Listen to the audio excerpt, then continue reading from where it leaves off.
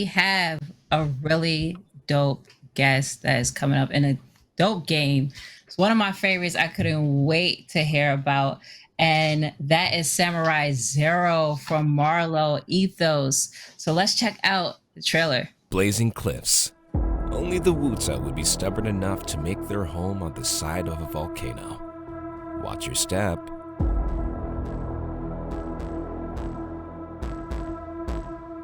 Gone in a flash.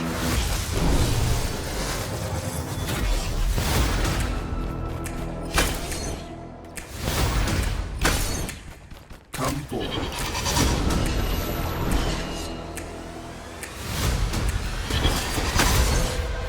Hold your head up high.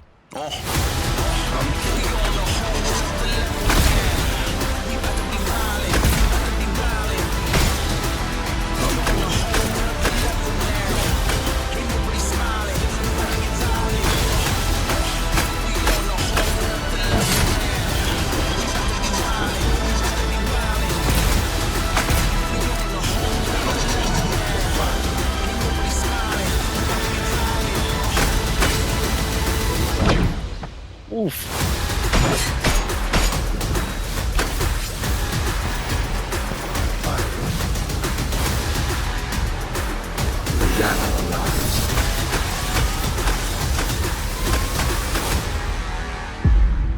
We about to kick it up a notch like we on a whole nother level, yeah. We about to be wildin'. It's Yeah. so dope. That's dope. But we have Marlowe in the lobby. Let's see. Is he in the lobby? We can't wait to hear from Marlowe to talk more about Oh, you have Marlowe? Samurai Zero. Marlowe, what's going on, bro? How's everyone doing? Cool. Everything is great. So introduce yourself. I've known you from watching your content creation for years with Gaming Illuminati, and now you have a game out. Like that is very inspiring. So let us know more about you. So my name is Marlowe, but a lot of people on the internet know me as Gaming Ethos or Ethos. I've been in the content creation space for pretty much close to a decade, with a great individual of other, black gamers known as the Game Illuminati.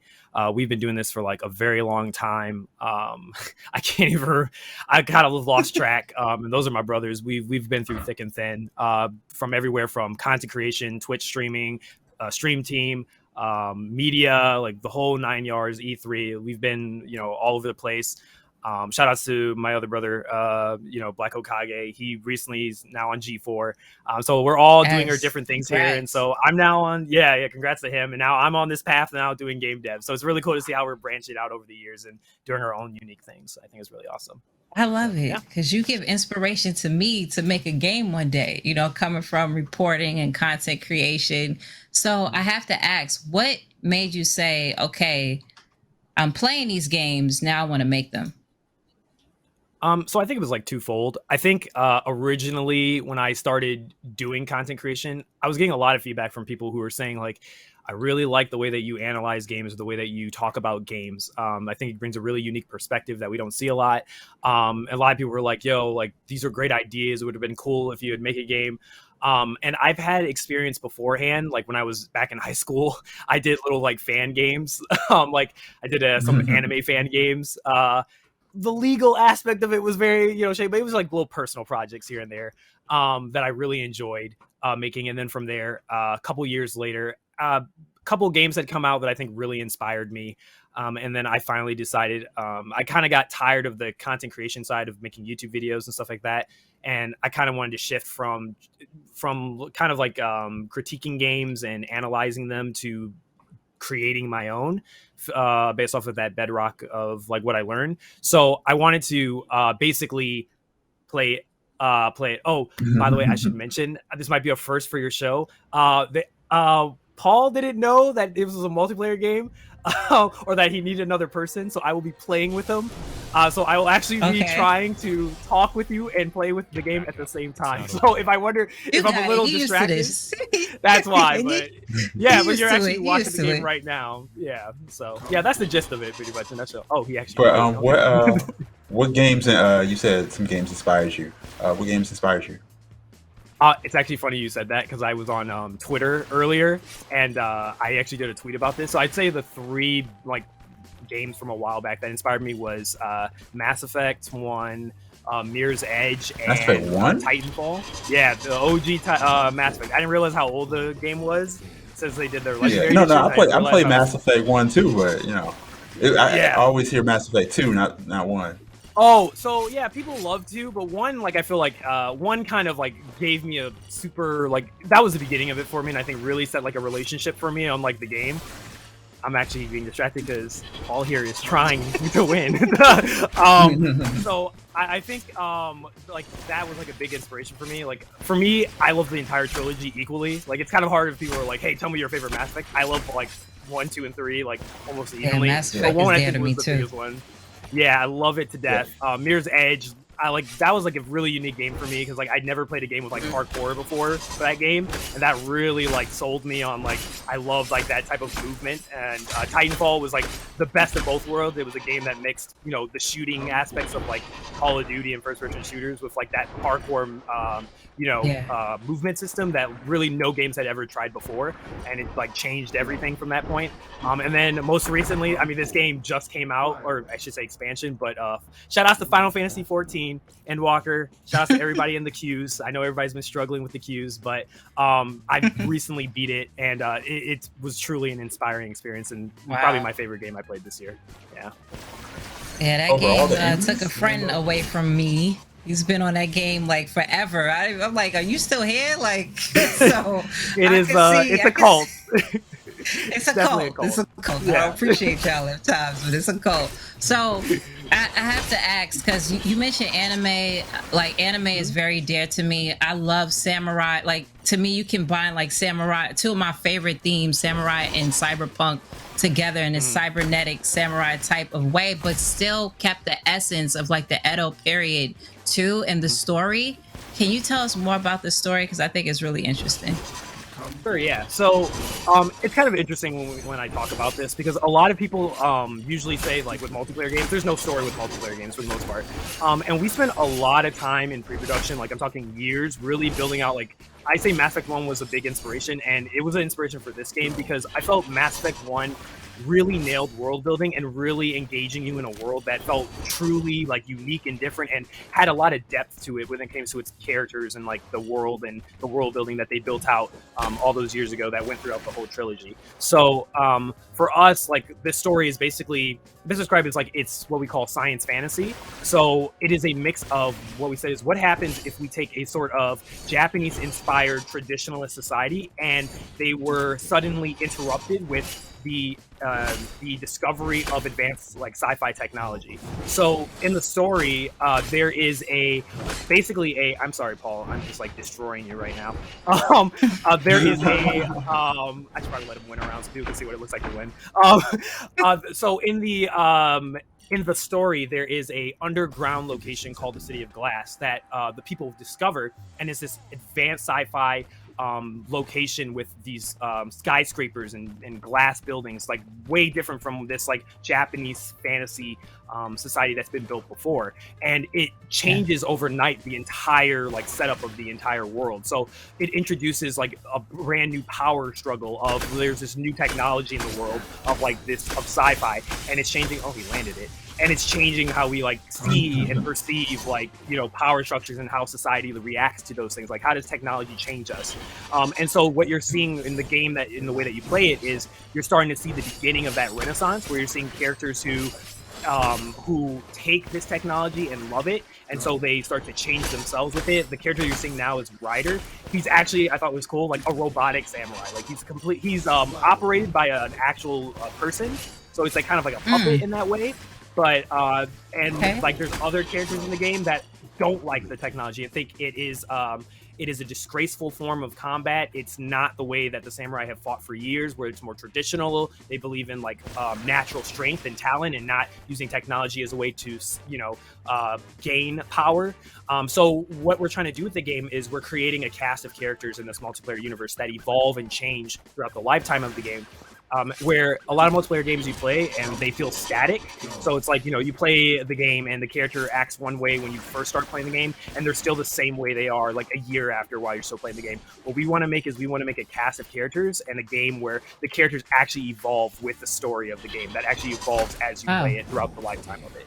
And that's like a huge ambitious goal we're trying to go for the game. But we've been, that was why we spent so much time in pre-production, because we wanted to make sure we knew what that direction was and that we could nail it. So I got a question, if that's cool.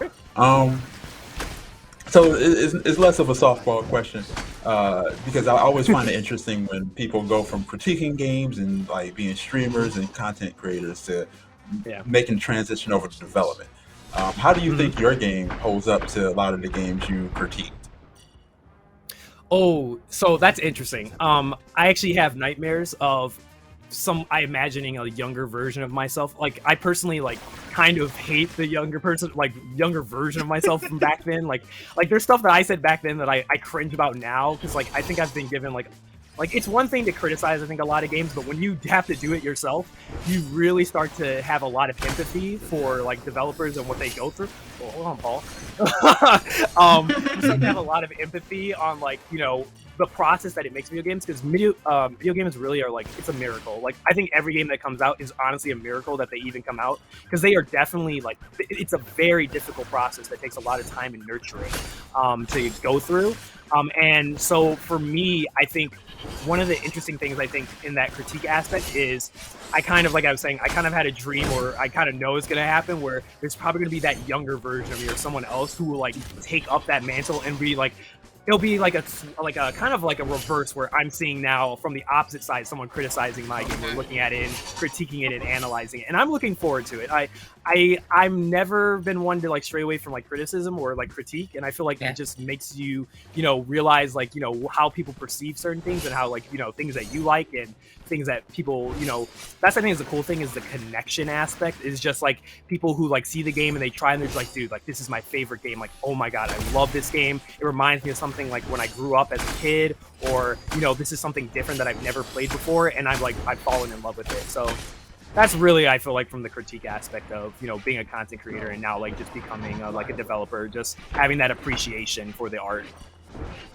Yeah, I think there's so much so much that can be gained from a lot of critiques and reviewers just taking a shot at doing game development before they kind of go into a lot of their judgments and such, because it really changes how you kind of view games in general.